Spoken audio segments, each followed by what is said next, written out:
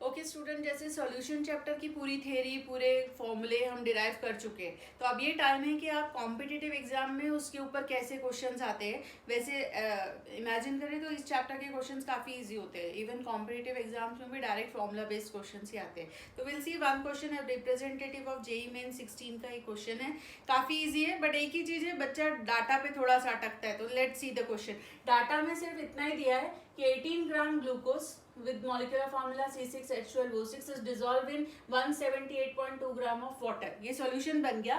आपसे डायरेक्टली पूछ लिया है कि इस सॉल्यूशन के ऊपर पानी का वेपर प्रेशर कितना है। मतलब एक्चुअली सॉल्यूशन का प्रेशर पूछ रहे हैं, क्योंकि पानी में वॉलेटाइल, सॉल्यूशन में वॉलेटाइल से पानी है, तो आपसे वो पीए पूछ रहे हैं। What is the partial pressure of A, that is the solvent over the water, that is the question. लेकिन इस क्वेश्चन में आप ये याद रखिए, जब भी पीए फाइंड करना है तो हम राउल्स लॉ यूज कर सकते हैं। PA is equal to PA nought into का ए, मोल फ्रैक्शन ऑफ ए। अब मोल फ्रैक्शन तो आ जाएगी, क्योंकि पानी का भी वेट है, ग्लूकोज का भी वेट है हमारे पास। लेकिन इस क्वेश्चन में मिसिंग है पीए नॉट, पानी का प्योर स्टेट का वेपर प्रेशर, जो हमने आपको फॉर्मूला में बताया था, वो यहाँ दिया नहीं है। तो आप ये याद रखिए कि जिन क्वेश्चंस में भी पीए नॉट पानी है और पीए नॉट नहीं दिया है, तो आप पीए नॉट को 760 टॉर कंसीडर करोगे, दिया हो या ना दिया हो।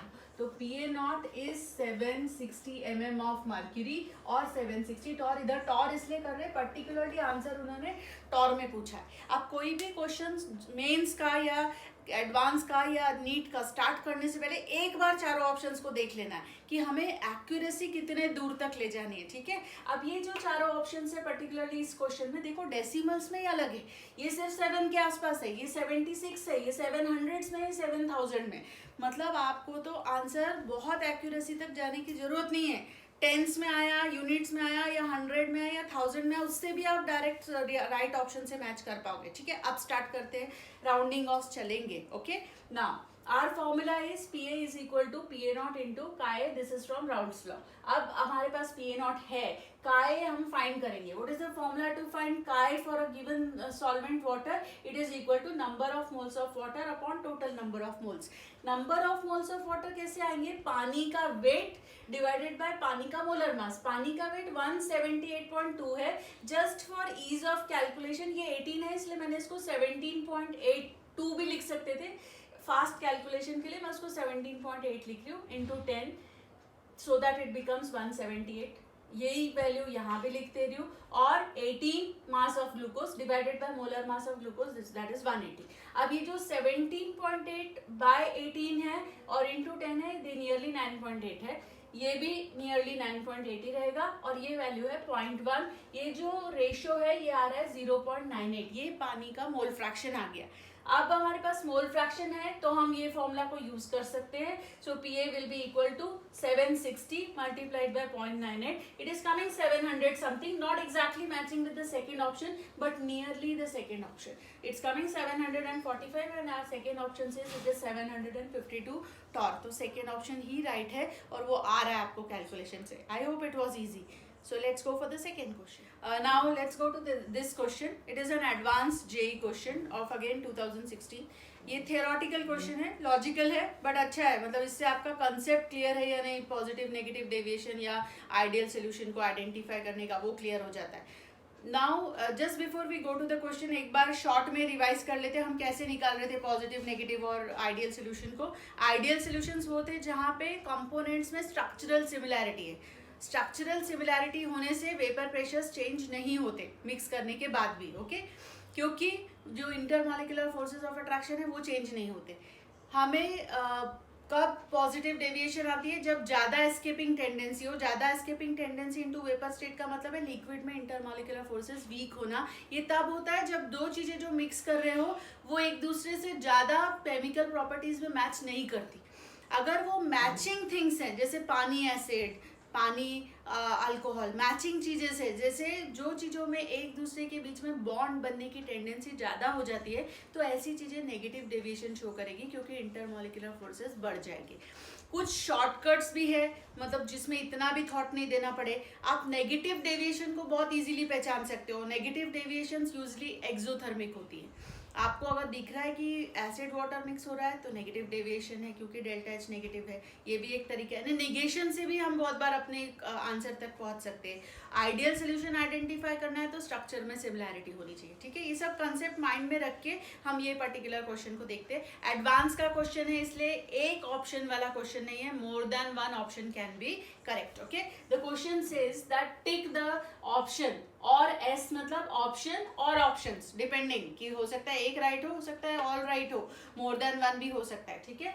टिक द ऑप्शन और options that show positive deviation from Raoult's law. अब सारे ऑप्शन पढ़ लेते हैं। पहला ऑप्शन है carbon tetrachloride and methanol, second option है carbon disulphide and acetone, third option है benzene plus toluene and last option है फिनॉल प्लस एनिलीन। एक एक ऑप्शन को एक एक करके कंसिडर करते हैं, ठीक है, और फिर हम अपने आंसर तक पहुंचेंगे। Let's think about the first case, carbon tetrachloride and methanol. Carbon tetrachloride और मिथेनॉल सबसे अच्छे से याद रखो, non polar and polar. CCl4 में चार्जेस आते हैं, कार्बन पे भी चार्ज आता है, क्लोरीन पे भी आता है, क्योंकि दोनों के इलेक्ट्रोनेगेटिविटी का डिफरेंस है, बट स्ट्रक्चर सिमेट्रिक होने के कारण those things cancel each other and as a whole molecule becomes non polar. Non polar, polar, little intermolecular force of attraction, high tendency to escape into vapor state, high vapor pressure more than expected from Raoult's law, will show positive deviation from Raoult's law. Second option, same thing here. Linear molecule like carbon disulfide, CO2 carbon disulphide carbon dioxide जैसा linear molecule है, बीच में C, दोनों तरफ sulphur, linear 180 degree का angle. अगर polarity है भी cancel करती है, नॉन पोलर विद पोलर, फिर से पॉजिटिव डेविएशन। ये बड़ा आसान तरीका है पॉजिटिव डेविएशन आइडेंटिफाई करने का। तीसरा केस, एक बेंजीन और एक टोलिन, ये तो हमारा आइडियल सोल्यूशन का बेस्ट एग्जांपल था जब हमने चैप्टर पढ़ा था। दोनों स्ट्रक्चर में एकदम सिमिलर, दोनों में एक एक बेंजीन रिंग, एकदम ideal solution, ruled out, no deviation, neither positive nor negative. Last option phenol और एनिलिन, एक बेस है एक एसिड है, बहुत अच्छा मिक्सिंग होता है, स्ट्रॉन्ग इंटरमॉलिक्यूलर फोर्स हो जाएंगे, negative deviation from Raoult's law. So the right option is A and B. I hope it's correct. Okay, let's go to the next question. Okay, this is the next question. ये freezing point depression का question है, but इसमें went house factor भी involve है। ये भी JEE mains में आया हुआ है इन द ईयर 2017। ओके, आप देख लो क्वेश्चन क्या है। The question says that your the freezing point of benzene, benzene इसमें सॉल्वेंट है, उसका फ्रीजिंग पॉइंट 0.45 डिग्री से कम हो जाता है। तो आपके माइंड में क्लिक हो जाना चाहिए। देखो, जब जेई के क्वेश्चन करने बैठे हो तो ऐसा नहीं होना चाहिए कि फॉर्मूले भी याद नहीं है और कंसेप्ट भी याद नहीं, वो सब करने के बाद करना है। तो जैसे ही बोला कि freezing point of benzene is depressed by 0.45 degree, तो आपके माइंड में क्लिक होना चाहिए 0.45 क्या है, delta TF। Okay, depression in freezing point, वो डिग्री सेल्सियस में हो या केल्विन में हो, वो वैल्यू उतनी ही रहती है। Okay, when what are you adding, when 0.2 gram of acetic acid is added to 20 gram of benzene. आपने बेंजीन 20 ग्राम लिया, 0.2 ग्राम एसिटिक एसिड डाला। Okay, if the acetic acid dimer forms dimer in the benzene solution, हमने पढ़ा था सारे carboxylic acid benzene में जाने के बाद डायमराइज हो जाते हैं। ओके, ये भी डायमराइज हो रहा है। What is the question, you have to find the percent association, मतलब अल्फा फाइंड करना है, percent association of benzene of acetic acid in benzene. आपको KF दिया है बेंजीन का, that is molar depression constant is given, its value is 5.12 kelvin kg per mole. Let's start with the question directly. हमसे ये options हैं, हमारे percentage में है सारे ऑप्शंस। अल्फा पूछ रहे हैं तो माइंड में याद रखना है, अल्फा तब तक नहीं आता जब तक I नहीं हो, तो पहले हमारा एम है I फाइंड करना। डेल्टा TF का फॉर्मूला लिखेंगे, delta TF is I into KF into molality, ये मोलैलिटी का एक्सपेंशन है, WB into 1000 upon MB into WA। अब सब कुछ हमें पता है, molar depression value delta TF is 0.45, it is given. I हमें फाइंड करना है, KF 5.12 है, WB is mass of solute which is 0.2 gram, MB is molar mass of solute, acetic acid का मॉलिक्यूलर मास निकाल सकते हो 60 है। ओके, तो that we have to substitute here. WA is mass of solvent, that is benzene का mass, वो 20 ग्राम है। ये सब सब्स्टिट्यूट कर दिया है, I के टर्म्स में ये इक्वेशन लिखी है हमने। तो जब I फाइंड करते हैं it comes to 0.52, you can calculate. Okay, it's a rough calculation, बहुत एक्यूरेट नहीं है बट नियरली 0.52 आई का वैल्यू आ रहा है. तो अब आई में से अल्फा निकालने का ये फॉर्मूला है. Alpha is I minus 1 upon 1 by M minus 1. आपको अगर याद होगा एसोसिएशन के केस में ये हमारा फॉर्मूला था. और इसमें एम क्या है, डायमर बनने के लिए कितने मॉलिक्यूल एसोसिएट होने वाले, 2, तो m का वैल्यू है 2. So it becomes 0.52 minus 1 upon half minus 1. ये दोनों वैल्यूज नेगेटिव आती है, माइनस साइन कैंसल्स, ऊपर हो गया 0.48, नीचे हो गया 0.5. 0.48 by 0.5 is 0.96 which is in percentage 96%. Nearly ये हमारे लास्ट ऑप्शन से मैच कर रहा है विच इज 94.5%, तो 94.6%. So our answer is D option. I hope you got. This is also easier, direct formula based question. ऐसे ही questions मिलेंगे आपको एडवांस और मेंस जेई में. Okay, let's go to the next question.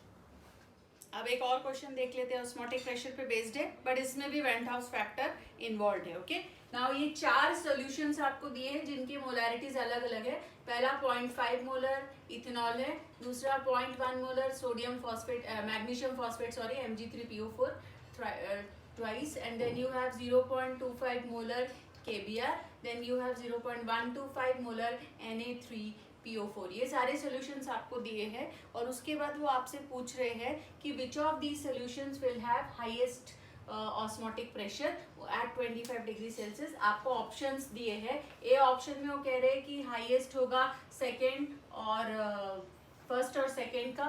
Second option में वो कह रहे हैं कि नहीं ये first second only.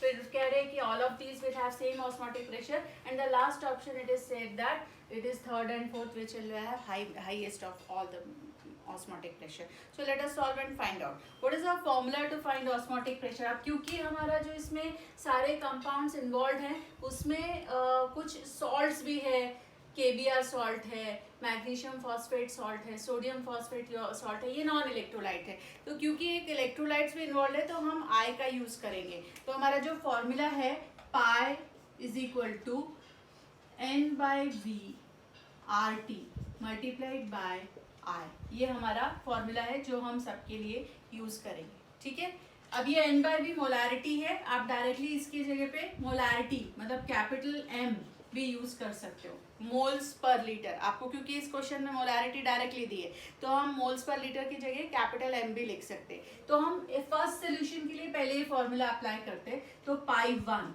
Will be equal to molarity है 0.5, आर टी को आर टी रहने देते, आर कांस्टेंट है और टी तो 25 डिग्री सबके लिए है तो आर टी रहने देते. और आई का वैल्यू 1 है क्योंकि हमारा फर्स्ट जो ऑप्शन है वो सॉल्ट एसिड या बेस कुछ नहीं है तो वो नॉन इलेक्ट्रोलाइट है. तो for that i is taken as 1. Okay, second pi 2 is equal to concentration है 0.1 molar into R T into I.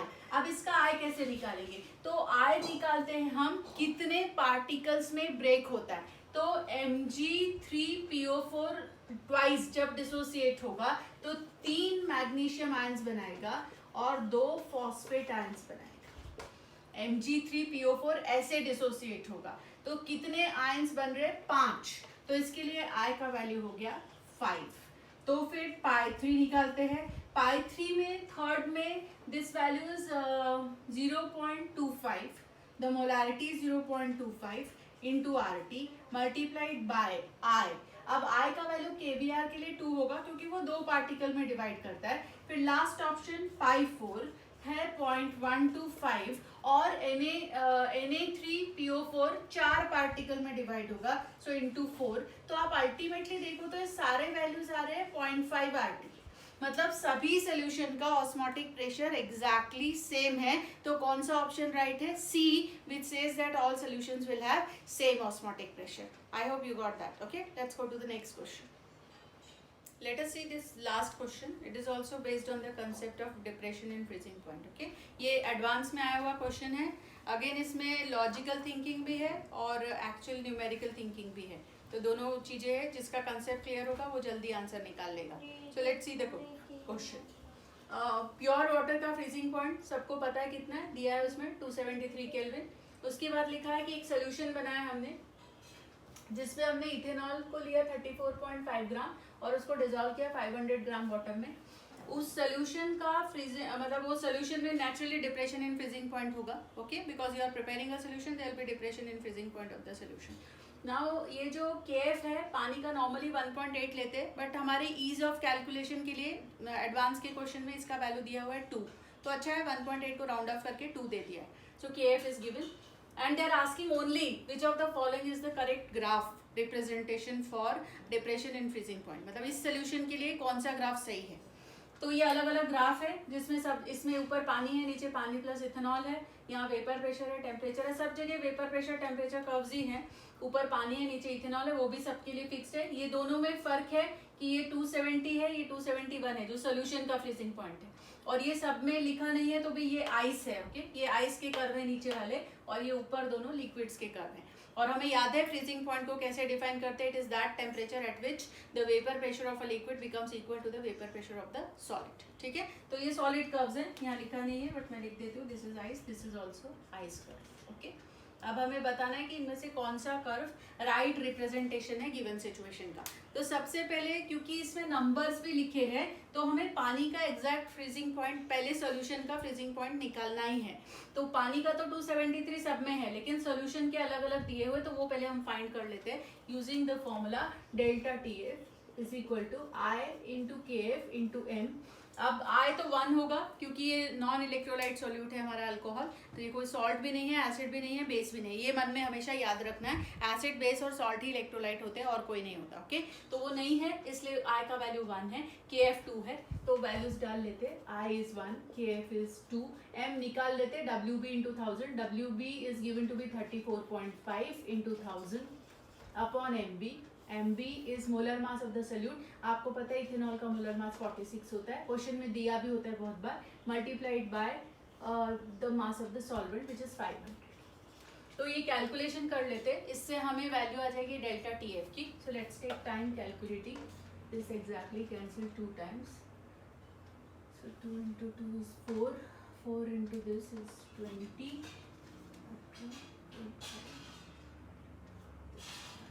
38 by 46, it's exactly coming 3, 138 by 46 exactly 3 आ रहा है ये। तो डेल्टा टी एफ जो है वो 3 डिग्री का आ रहा है, मतलब 3 डिग्री से फ्रीजिंग पॉइंट डिप्रेस होने वाला है। तो 273 नॉर्मली है, तो सोल्यूशन का फ्रीजिंग पॉइंट 3 डिग्री कम होकर 270 हो जाएगा। तो मतलब ये दोनों ऑप्शन में से कोई आपका राइट ऑप्शन है, ये दोनों तो रूल्ड आउट ऑप्शंस हो गए जहाँ पे फ्रीजिंग पॉइंट सोल्यूशन का 270 बनती है। अब ये राइट है या ये राइट है, बस इतना ही बताना है। तो अब इसमें आपको लॉजिकल थिंकिंग करना है। आपने फ्रीजिंग पॉइंट डिप्रेशन कर्व्स बनाए हैं, टेम्परेचर बढ़ाने से वेपर प्रेशर बढ़ने चाहिए, टेम्परेचर बढ़ाने से वेपर प्रेशर कम नहीं हो सकते, ठीक है। तो इसलिए ये कर्व भी रूल्ड आउट है, तो राइट ऑप्शन है A is the right answer for the representation of the given solution.